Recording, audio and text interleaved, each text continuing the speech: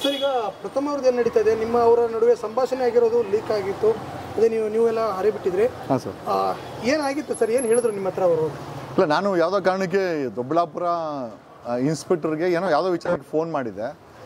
ಅದಕ್ಕೆ ಮುಂಚೆ ಯಾರೋ ಇಬ್ಬರು ಹುಡುಗರು ನನಗೆ ದೊಡ್ಡಬಳ್ಳಾಪುರದಿಂದ ಫೋನ್ ಮಾಡಿ, ಸರ್ ಈ ಥರ ಪ್ರಥಮರ ಮೇಲೆ ಅಟ್ಯಾಕ್ ಮಾಡಿತು ಅಂತಂದರು. ಯಾವ ಸ್ಟೇಷನ್ ಲಿಮಿಟ್ಸು ಅಂದರೆ ದೊಡ್ಡಬಳ್ಳಾಪುರ ಲಿಮಿಟ್ಸ್ ಅಂದ್ರೆ. ಸೊ ನಾನು ಅವ್ರಿಗೆ ಫೋನ್ ಮಾಡಿ ಕೇಳ್ಕೊಂಡಿದ್ದಕ್ಕೆ ಇನ್ಸ್ಪೆಕ್ಟರ್ ಹೇಳಿದ್ರು ಈ ಥರ ಆಗಿದೆ, ನಾನು ಅವ್ರಿಗೆ ಹೇಳಿದೆ ಬಂದು ಕಂಪ್ಲೇಂಟ್ ಕೊಡು ಅಂತ. ಬಟ್ ಅವ್ರು ಕಂಪ್ಲೇಂಟ್ ಕೊಡಲಿಲ್ಲ ನೋಡಿ ಅಂತಂದ್ರು. ನಾನು ಆಮೇಲೆ ಪ್ರಥಮ ಟ್ರೈ ಮಾಡಿದೆ, ಪ್ರಥಮ ತೆಗಿಲಿಲ್ಲ. ಆಮೇಲೆ ರಾತ್ರಿ 10 ಗಂಟೆನೇನೋ ಮಾಡಿದ್ರು.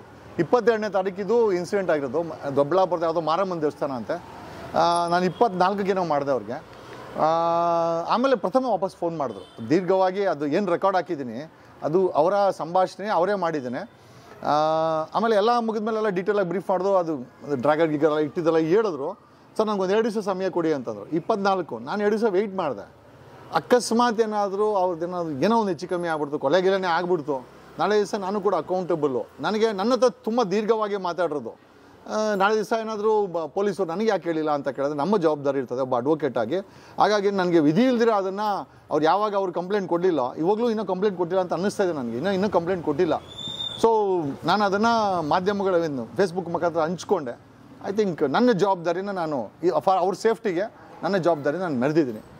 ಅವರು ಏನು ಹೇಳ್ಕೊಂಡಿದ್ದಾರೆ ಅಂದರೆ ನಿಮ್ಮ ಜೊತೆ ಮಾತಾಡಿದ್ದೆ ಅದು ಬಿಡಬಾರ್ದಾಗಿತ್ತು ಅಂತ ಒಂದು ಪೋಸ್ಟನ್ನು ಹಾಕಿದ್ದಾರೆ. ಅಲ್ಲ ಸರ್, ಈಗ ಹೆಣ್ಮಕ್ಳ ಮೇಲೆ ಅತ್ಯಾಚಾರ ಆಗುತ್ತೆ. ಹೆಣ್ಮಕ್ಳು ಸ್ಟೇಷನ್ಗೆ ಬಂದು ಕಂಪ್ಲೇಂಟ್ ಕೊಟ್ಟು ಅವ್ರು ಆಗಿರೋ ಅನ್ಯಾಯನ ಫೈಟ್ ಮಾಡ್ತಾರೆ.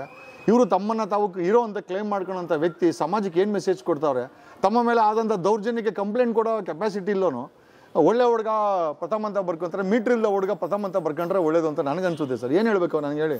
ಹಾಂ, ಈಗ ಒಬ್ಬ ಈಗ ಶಂಕರ್ನಾಗ್ ಅವ್ರನ್ನ ಯಾಕೆ ಅಂತಂದರೆ ಸಾಂಗ್ಲಿನ ಫಿಲಮಲ್ಲಿ ಒಬ್ಬ ಪೊಲೀಸ್ ಕಮಿಷನರ್ ಹೆಂಗಿರಬೇಕು ಅಂತ ತೋರಿಸಿದಂಥ ವ್ಯಕ್ತಿ ಸರ್.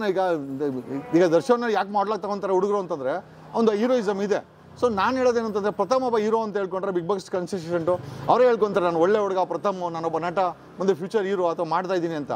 ಸರ್ ಒಂದು ಹೀರೋ ತನ್ನ ಮೇಲೆ ಆದಂಥ ದೌರ್ಜನ್ಯಕ್ಕೆ ಕಂಪ್ಲೇಂಟ್ ಕೊಡೋಕ್ಕೆ ಮೀಟ್ರಿಲ್ಲ ಅಂದಮೇಲೆ ಸರ್ ಸಮಾಜಕ್ಕೆ ಇವ್ರು ಸುಳ್ಳು ಹೇಳ್ತಾವ್ರಲ್ವ ಮತ್ತೆ ಇವ್ರ ಫಿಲಮನ್ನು ನಾವೆಲ್ಲ ಯಾಕೆ ನೋಡಬೇಕು? ಅಂದರೆ ಅದಾದಮೇಲೆ ಆಡಿಯೋ ಆದಮೇಲೆ ಏನಾದ್ರು ನಿಮ್ಗೆ ಕಾಲ್ ಮಾಡಿದ್ರೆ ಕಾಲ್ ಮಾಡೋ ಪ್ರಯತ್ನ? ಅಲ್ಲ, ನನಗೆ ಅದೇ ಹಾಕಿದ ಮೇಲೆ ಕಂಟಿನ್ಯೂಸ್ ಆಗಿ ಕಾಲ್ ಮಾಡ್ತಾ ಇದ್ದಾನೆ. ಅದೇ ಕಾಲ್ ಮಾಡಿ ಯಾಕೆ ಆಗದೆ ಅಂತ ಕೇಳ್ತಾರೆ. ಈಗ ನಮ್ಮ ಜವಾಬ್ದಾರಿ ಏನು? ಈಗ ನನಗೆ ಯಾಕೆ ಅದೆಲ್ಲ ಹೇಳ್ಬೇಕಾಗಿತ್ತು? ಈಗ ನನಗೆ ಹೇಳಿದ್ದಾನೆ ನಾನು ಹಾಕಿದ್ದು, ನನ್ನ ಹತ್ರ ಹೇಳ್ಬಾರ್ದಾಗಿತ್ತು. ಹೌದು ಗಲಾಟೆ ಆಗಿದೆ ಅಂತ ಸುಮ್ಮನೆ ಆಗ್ಬಿಟ್ಟಿದ್ರೆ ನನಗೇನು? ಆಮೇಲೆ ನೀವು ಅದನ್ನು ನೋಡಿ ಬೇಕಾರೆ ಅಷ್ಟು ಡೀಟೇಲಾಗಿ ಪ್ರಥಮ ಅವ್ರು ಮಾತಾಡೋದು ನೋಡಿದ್ರೆ ಅವ್ರ ಉದ್ದೇಶ ಏನಿತ್ತು? ನಾನು ಪೋಸ್ಟ್ ಮಾಡಲಿ ಅಂತ ತಾನೆ? ಇಲ್ಲಾಂದ್ರೆ ಅಷ್ಟು ದೀರ್ಘವಾಗಿ ವಿಡಿಯೋದಲ್ಲಿ ಹೇಳೋಂಥ ಅವಶ್ಯಕತೆ ನನಗೇನಿದೆ? ನಾನೇನು ಗಲಾಟೆಗೆ ಹೋಗಿರೋನು ರಕ್ಷಾ ಬುಲೆಟ್ಟು, ಕರ್ಕೊಂಡೋಗಿರೋನು ಚಾಕು ಹಾಕ್ಸೋಕೆ ಕರ್ಕೊಂಡ್ರು ರಕ್ಷಾ ಬುಲೆಟ್ಟು. ಏನು ಹೇಳೋಣ? ಅವ್ನು ಬುಲೆಟ್ ಪ್ರಕಾಶನ್ ಮಗ ಅನ್ಸುತ್ತೆ ಮೋಸ್ಟ್ಲಿ. ಅಪ್ಕಮಿಂಗ್ ಹೀರೋ ಈ ಥರ ವಿಲನ್ ಥರ ಮಾಡಿದ್ರೆ ಮನಸ್ಸಲ್ಲಿ ಫಿಲಮ್ಗಳು ಇವ್ರನ್ನ ಹೆಂಗೆ ನೋಡಬೇಕು? ಇವರು ಹೀಗೆ ಈ ಥರ ಇನ್ನೂ ಹೀರೋನೇ ಆಗಿಲ್ಲ, ಇವಾಗ ಈ ಥರ ಮಾಡಿದ್ರೆ ವಿಲನ್ಗಳು ಕೆಲಸ ಮಾಡಿದ್ರೆ ಮುಂದೆ ಈ ಇಂಡಸ್ಟ್ರಿ ಏನು ಮಾಫಿಯಾಗಳು ನಡೆಸ್ತಾರ ಅಂತ ನಮ್ಗೊಂದು ಡೌಟ್ ಆಗಿದೆ ಸರ್. ನಿಮ್ಮ ಪ್ರಕಾರ ಸರ್ ಅಲ್ಲಿ ಏನೇನು ಆಗಿರ್ಬೋದು, ಯಾರೆಲ್ಲ ಏನೇನು ಮಾಡಿರ್ಬೋದು ಸರ್? ಇವರು ಯೂಶಲಾಗಿ ಪ್ರಥಮ ಏನು ಹೇಳ್ತಾರೆ ಅಂತಂದರೆ ನಾನು ಯಾರೇ ಕರೆದ್ರೂ ಕೂಡ ಈ ಚಾರ್ಜ್ ಫಾರ್ ಇಟ್ ಸಂಭಾವನೆ ಕೇಳಿನೇ ಹೋಗೋದು. ಇದು ದೇವಸ್ಥಾನ ವಿಚಾರ ಅಂತ ನಾನು ಸಂಭಾವನೆ ಕೇಳಿಲ್ಲ. ಎಲ್ಲದನ್ನು ಬುಕ್ ಮಾಡಿದ್ದು ಒಬ್ಬ ಯೂಟ್ಯೂಬರು ಕರ್ಕೊಂಡು ಹೋಗಿದ್ದು. ಐ ಥಿಂಕ್ ಏನೋ ಅದೇ ಬುಲೆಟ್ ಪ್ರಕಾಶ್ ಮಗ ಇದ್ದಾನಲ್ಲ ಅವನು ರಕ್ಷಾ ಬುಲೆಟ್ ಕರ್ಕೊಂಡೋದಂತೆ. ಕರ್ಕೊಂಡೋಗಿ ಅವ್ನು ದೇವಸ್ಥಾನಕ್ಕೆ ಹೋಗಿಲ್ಲ, ಡೈರೆಕ್ಟಾಗಿ ಅಲ್ಲಿ ಹೋಗಿದ್ದಾನೆ ಅವನು. ಎಲ್ಲಿ ಪಕ್ಕದಲ್ಲಿ ಇವರು ಈ ಗ್ಯಾಂಗ್ ಇದೆ ಇದು. ಡೈರೆಕ್ಟಾಗಿ ಅಲ್ಲಿ ಹೋಗ್ಬಿಟ್ಟು ಅಲ್ಲಿ ಬನ್ನಿ ಕರಿತಾವ್ರೆ ಅಂದರೆ ನೀನು ಹೋಗಿಲ್ಲ. ದೇವಸ್ಥಾನ ಮುಗಿಸ್ಕೊಂಡ್ಬಂದು ಕಾಡಿ ಎತ್ಕೊಂಡು ಓಡೋಕೇನೋ ಬಂದವನೇ ಪ್ರಥಮ. ಆಗ ಒಂದಿಬ್ಬರು ಬಂಜನ್ ಕೂತ್ಕೊಂಡು ಗಾಡಿ ಹೋಗಂಗಿಲ್ಲ, ಬಾ ಅಲ್ಲಿ ಬಾಸ್ ಕರಿತಾವ್ರೆ ಅಂತ. ಆಮೇಲೆ ಅಲ್ಲಿ ಹೋಗಿದ್ದಾನೆ. ಆಮೇಲೆ ಅದೇ ಮಾತುಕತೆಯಲ್ಲಿ ನೀನು ಬಾಸ್ ಬಗ್ಗೆ ಮಾತಾಡೋಕ್ಕೆ ಯಾರು ಅಂತಂದ್ರೆ ಅದೇ ದರ್ಶನ್ ಬಗ್ಗೆನೇ. ಅದು ದರ್ಶನ್ ಬಗ್ಗೆ ಅವರು ಕೇಳಿ ಮಾಡಿ ಯಾರೋ ಒಂದೇ ದರ್ಶನ್ ಜೊತೆ ಸೆಲ್ಲಲ್ಲಿ ಇದ್ದವನೇ ಅಂತಂದ. ಯಾರು ಅಂತ ನನಗೂ ಗೊತ್ತಿಲ್ಲ. ಯಾರು ಅಂತ ಹೇಳಿಲ್ಲ. ಬಟ್ ಈ ಥರ ಹಿಂಟುಗಳು ಕೊಟ್ಟ, ನನಗೆ ಗೊತ್ತಿಲ್ಲ. ಪ್ರಥಮೆ ಅದನ್ನು ಐ ಥಿಂಕ್ ವಿವರಣೆ ಕೊಡಬೇಕು.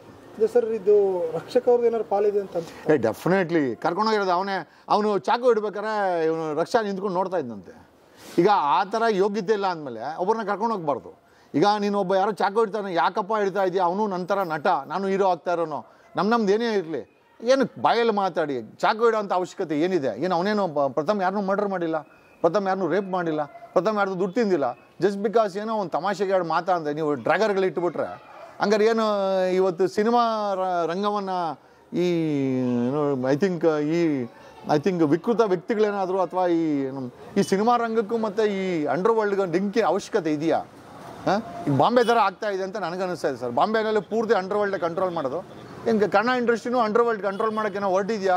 ಪೊಲೀಸರು ಸರ್ಕಾರ ಇದ್ರ ಮೇಲೆ ಕ್ರಮ ತಗೊಳ್ಬೇಕು.